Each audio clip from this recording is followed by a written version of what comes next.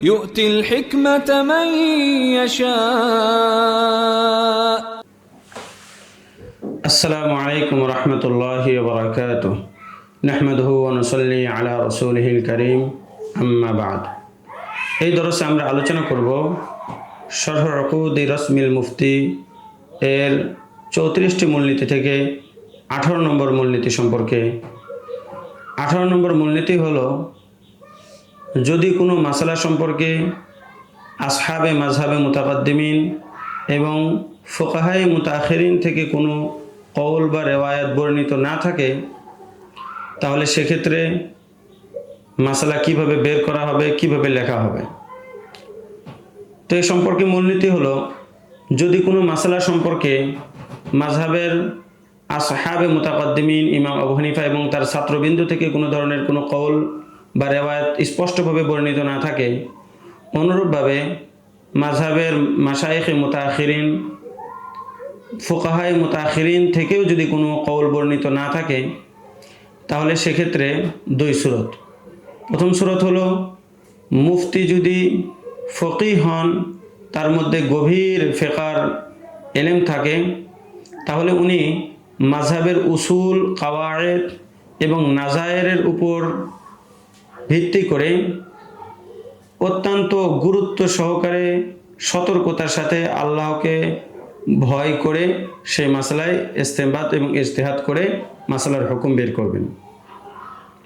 দুই নম্বর হলো, মুফতি যদি মুফতি মুকাল্লিদ হন, গভীর ইলমের অধিকারী না হন, তাহলে উনি নিজে ফতোয়া দিবেন না, বরং ওনার চাইতে যিনি বড় এবং যোগ্য মুফতি, তার কাছ থেকে ফতোয়া জিজ্ঞেস করে তার ফতোয়া নিজে নকল করবেন। এখানে আরেকটা বিষয় জরুরি, সেটা হলো, একজন ব্যক্তি, একজন মুফতি যে কারোর কাছে কিছু কিতাব খুব ভালোভাবেই পড়েছেন অথবা বেশ কিছু ফতোয়ার কিতাব মুতালা করে রেখেছেন, তার সামনে যখন কোনো মাসলা আসবে, মাসলা আসার পরে সে খুব ভালোভাবে খুঁজে দেখলো কিন্তু সে পেল না, তাহলে তার সেই মাসলার মধ্যে ইজতিহাদ করে ফতোয়া দেওয়া জায়েজ নয়, বরং তার বলা উচিত যে আমি আমার মুতালার মধ্যে এই মাসলাটা পাই নাই। কেন?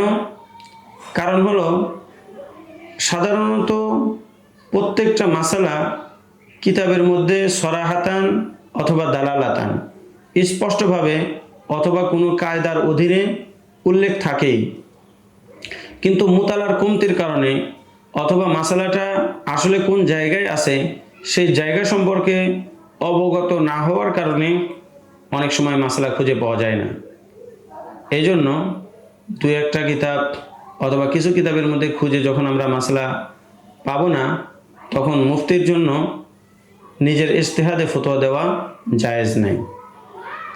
এতক্ষণ পর্যন্ত আমরা 18 নম্বর মূলনীতি সম্পর্কে আলোচনা করলাম। পরবর্তী দরসে আমরা 19 নম্বর মূলনীতি নিয়ে আলোচনা করব ইনশাআল্লাহ তাআলা। আসসালামু আলাইকুম রহমতুল্লাহি ওয়া বারাকাতুহু।